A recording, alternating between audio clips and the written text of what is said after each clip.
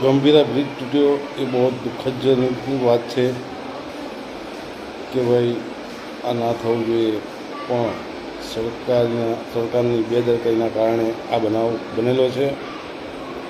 બીજું કે પુલ તૂટ્યો અને બકાભાઈ ત્યાં આવ્યા તપાસ કરવા, એ કેટલા મર્યા છે કેટલા જીવ્યા છે તેની તપાસ કરવા આવ્યા. તો બકાભાઈ 7 વર્ષથી ચૂંટાઈને આવેલા છો મિતેશભાઈ, સાંસદ આણંદ જિલ્લાના. તો 7 વર્ષની અંદર જો પહેલાં જ તમે તપાસ કરવા આવ્યા હોત તો અત્યારે આ ઘટના ના બની હોત. ત્યાર પછી અત્યારે મંત્રી પણ આવીને ગયા ગુજરાતના. તો મંત્રી સાહેબને પણ એ જ કહેવું છું કે જો પહેલાં 2-3 વર્ષ પહેલાં મંત્રી સાહેબ આવ્યા હોત તો આ ઘટના ના બની હોત. આજે 15થી 20 જણનો જીવ ના ગયો હોત. તો સાહેબ બસ તમે ખાલી જોવા જાઓ છો કે કેટલા મરે છે કેટલા જીવે છે, શું થયું છે, ત્યાં પહેલાં તમને ખબર નથી પડતી કે લાવો ભાઈ આપણે ચેક કરીએ. આ બ્રિજની આવરદા પતી ગયેલી છે.